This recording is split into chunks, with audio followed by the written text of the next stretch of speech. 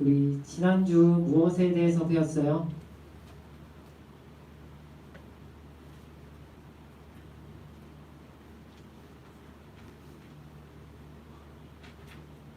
지난주 어떤 말씀에 대해서 배웠죠?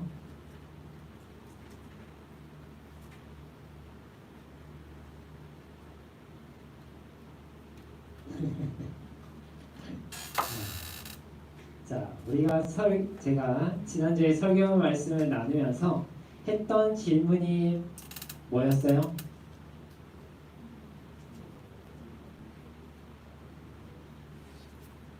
우리가 하나님의 말씀, 율법을 다 지키지 못하는 것을 하나님이 아시면서 왜 우리에게 율법을 주셨냐고 했었죠.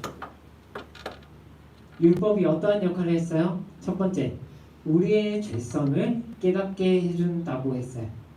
두 번째, 우리가 그리스도인으로서 어떻게 살아가야 하는지를 알려준다고 했었어요.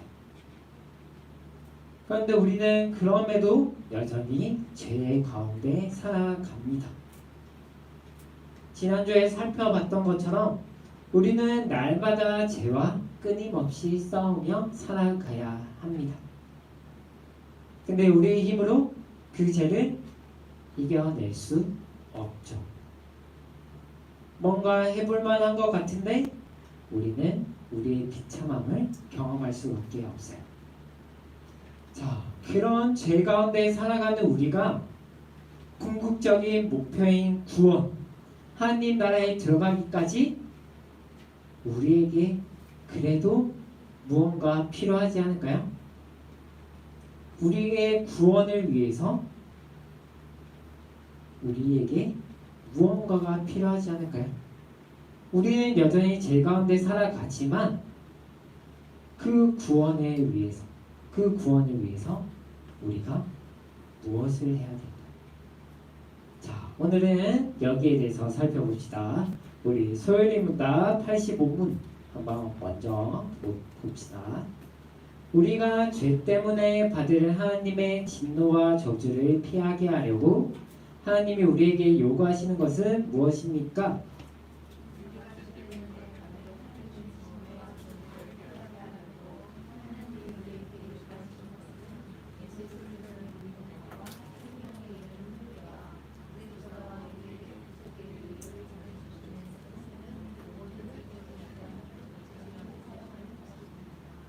자, 우리 말씀 하나만 더 봅시다. 야고보서 2장 10절. 누구든지 온 율법을 지키다가 그 하나를 범하면 모두 범한 자가 되나니라고 해요. 이렇듯 우리는 하나님의 율법, 하나님께서 우리에게 주신 그 말씀을 지키지 못해요. 왜? 죄 때문에.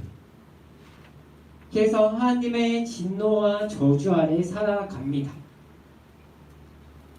그럼 우리에게 이 진노와 저주를 피하기 위해서 요구하는 게 뭐예요?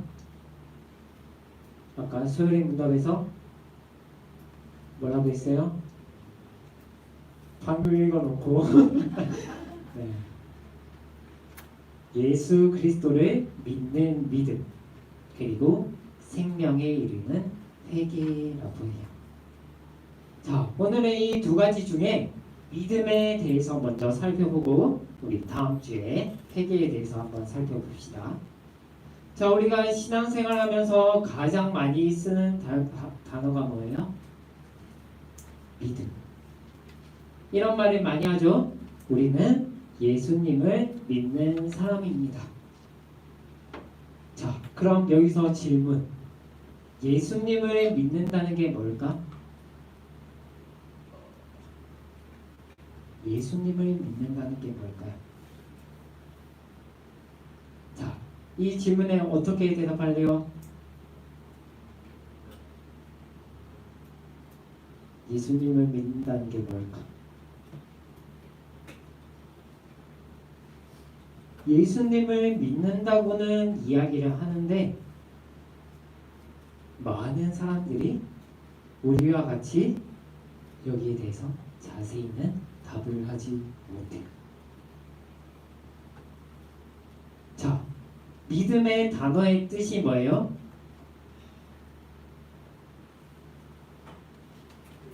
자, 우리가 보통 이럴 때 많이 쓰죠. 다른 사람들의 말을 신뢰할 때 많이 사용합니다. 자, 그럼 예수님을 믿는다는 건 뭘까요?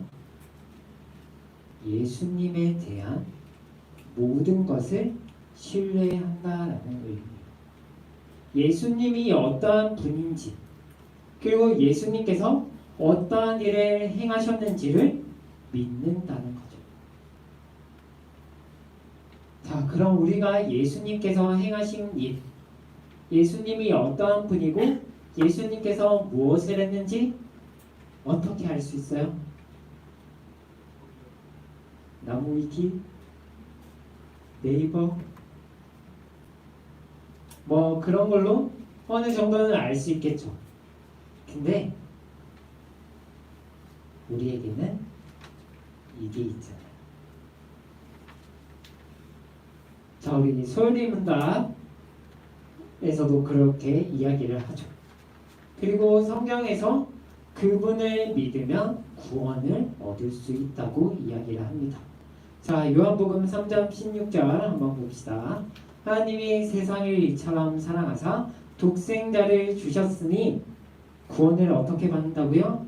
그를 믿는 자마다 멸망하지 않고 영생을 얻게 된다고 이야기해요. 이 복된 소식, 이 기쁜 소식, 우리는 복음이라고 이야기를 합니다. 이 복음을 따라서 예수님을 믿을 때 우리에게 무엇이 주어진다고요? 구원이 주어진다고 이야기를 하죠. 예수님을 알게 하신 것도, 예수님을 믿도록 믿음을 주신 분도 하나님이라고 오늘 본문에서 이야기를 하죠. 자, 죄인이 우리는 원래 어떠한 존재였어요? 아까도 봤듯이 하나님의 진노와 저주 아래 살아갈 수밖에 없는 존재였어요. 자, 그럼 우리가 구원을 받으려면 이 죄의 문제를 해결을 해야죠. 죄의 결과로 우리는 영원한 지옥의 형벌을 받게 됩니다. 그럼 우리를 위해서 예수님께서 이 땅에 오셨어요. 하나님의 아들로 이 땅에 오셨어요. 왜 오셨어요? 왜 오셨어요? 여러분?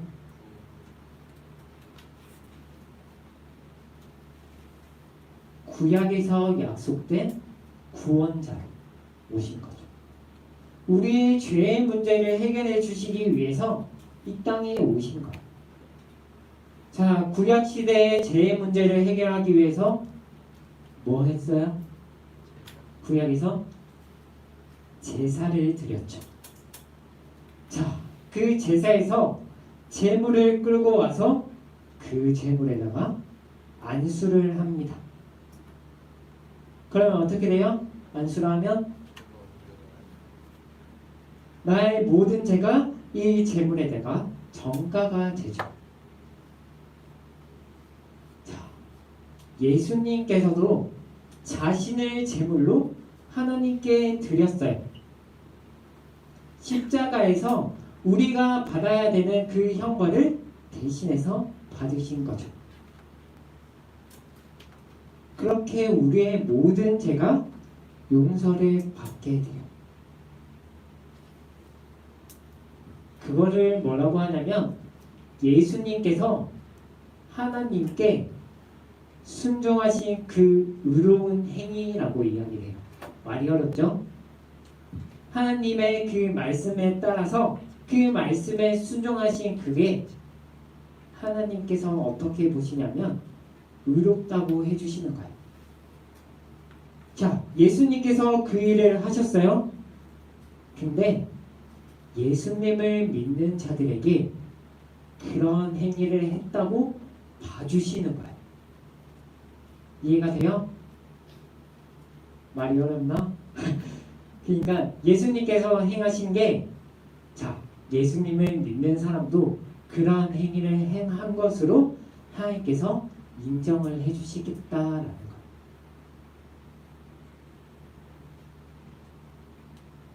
그런 예수님의 공로를 힘입어서 우리가 죄인으로 나아갈 수 없었던 그 하나님께 나아갈 수 있게 된 거죠. 그게 예수님을 믿는다라는 거예요. 자, 우리 소열입니다. 86문 한번 봅시다. 자, 예수 그리스도를 믿는 믿음이란 무엇입니까? 라는 질문에 자, 읽어주세요.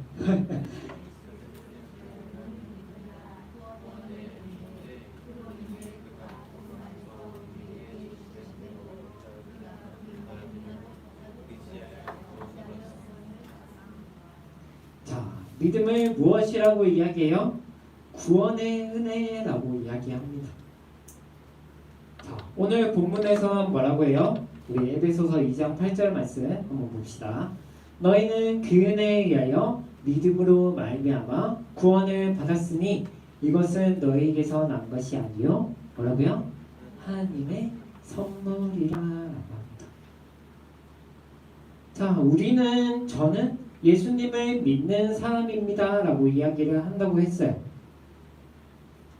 내가 주체가 되어서 예수님을 믿는다 라고 표현을 합니다. 그쵸? 우리는 지식, 우리의 감정, 우리의 의지를 가지고 예수님을 믿어요. 근데 그것조차도 뭐라고 이야기해요? 하나님께서 주신 선물이라고 이야기해요. 우리가 구원을 받은 것은 예수님 때문이지 우리의 믿음 그 자체는 아니에요. 그 믿음이 우리의 구원에 있어서 통로의 역할을 하는 것 뿐이에요. 그러니까 예수님께서 그렇게 행하신 게 믿음으로 우리 안에 들어오는 거예요. 그래서 뭐라고 해요? 은혜로 말미암아 믿음으로 구원을 받게 되었다.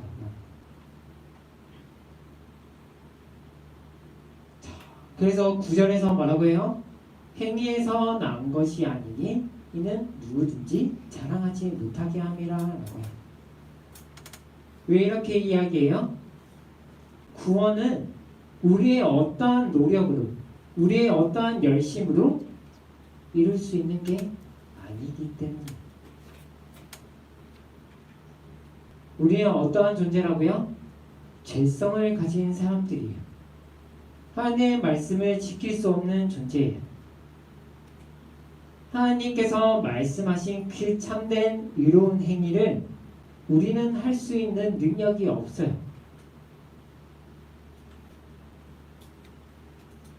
우리의 의지로 예수님을 믿는 것 같아 보여요. 근데 그 모든 것이 하나님께서 우리에게 주신 은혜라고 이야기합니다. 우리가 받는 구원, 우리에게 약속된 그 구원이 거기에 그 선물로 주신 그 구원이 우리의 어떠한 능력도 포함되어 있지 않아요. 만약에 우리의 능력으로 우리의 선행으로 구원을 받을 수 있다 칩시다. 그럼 그것을 자랑하며 살아가겠죠. 교만의 끝을 보여주지 않을까요?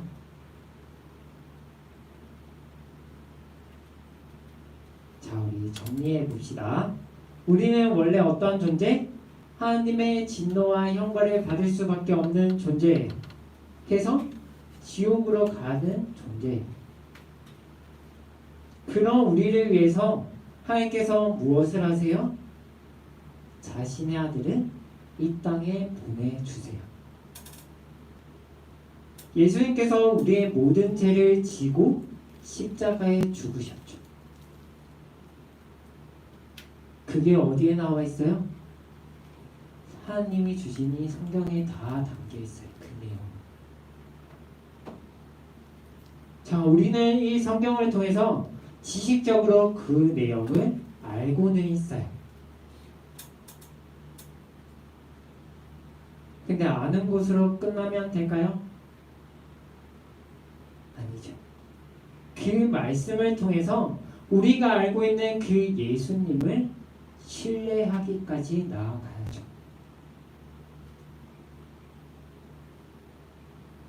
자, 결론. 네, 오늘 좀 어렵죠? 그럼 우리는 어떻게 살아가야 할까요? 믿음의 그리스도인이라고 이야기하는 우리는 어떻게 살아가야 할까요?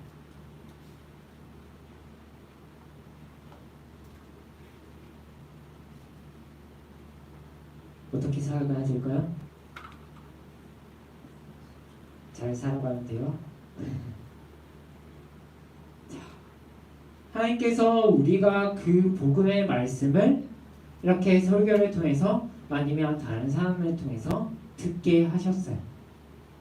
그리고 이게 믿어지기까지 하나님께서 일하고 계시죠.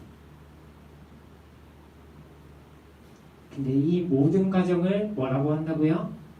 하나님께서 우리에게 주신 은혜와도 같은 선물이라고 이야기합니다. 자, 우리가 구원을 받을 수 있는 조건 딱 하나. 뭐예요? 예수 그리스도를 믿는 것. 근데 그 믿음의 주체가 누구? 나예요? 나예요? 아니죠. 누구예요? 믿음의 주체가? 하나님. 하나님이 우리에게 믿음을 주셨다는 사실을 여러분들이 잊어서는 안 돼요. 내가 믿는다라고 이야기를 하지만 그 믿음조차도 하나님께서 주셨다는 사실을 잊지 않아야 합니다. 그런 믿음을 선물로 주셨기에 내가 믿음의 그리스도인이 되었다는 사실을 잊지 않았으면 좋겠어요. 그리고 본문 10절에서 어떻게 살아가야 하는지 이야기를 해줘요. 우리 10절 다 같이 한번 읽어봅시다. 시작! 우리는 그가 만드신 바라 그리스도 예수 안에서 선한 일을 위하여 지으심을 받은 자니 이 일은 하나님이 전에 예비하사 우리로 그 가운데서 행하게 하려 하십니다. 하나님께서 창세전에 이미 우리가 믿음의 그리스도인으로서 살아가도록 계획을 하셨다는 것.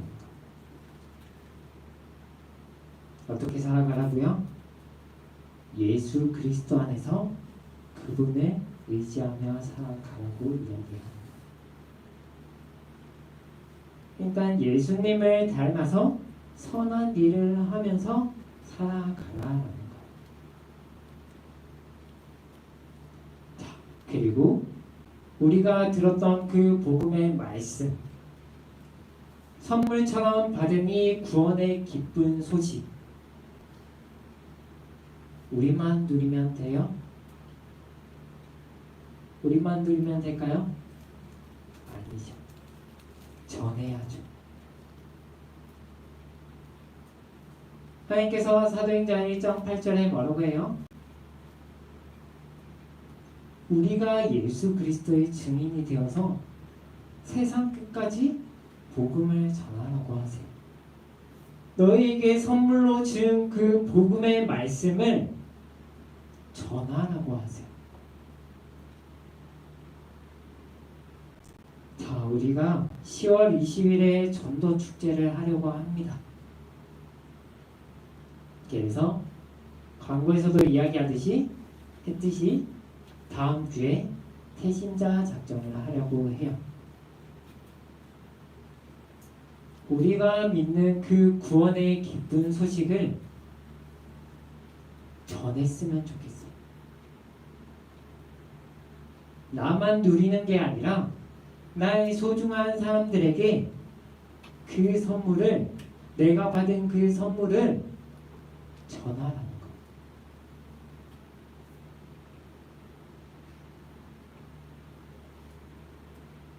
우리가 잘해서 그 선물을 받았어요? 아니잖아요. 우리는 거저 받았어요. 그러니 거저 주자고요.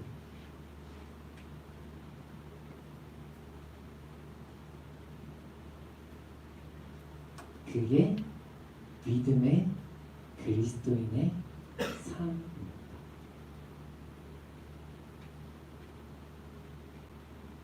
그것이 뭐라고 해요? 하나님께 기쁨이자 영광이 돼요.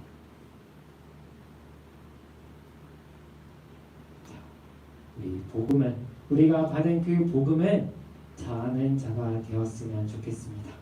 알겠죠? 자, 우리 함께 기도합시다.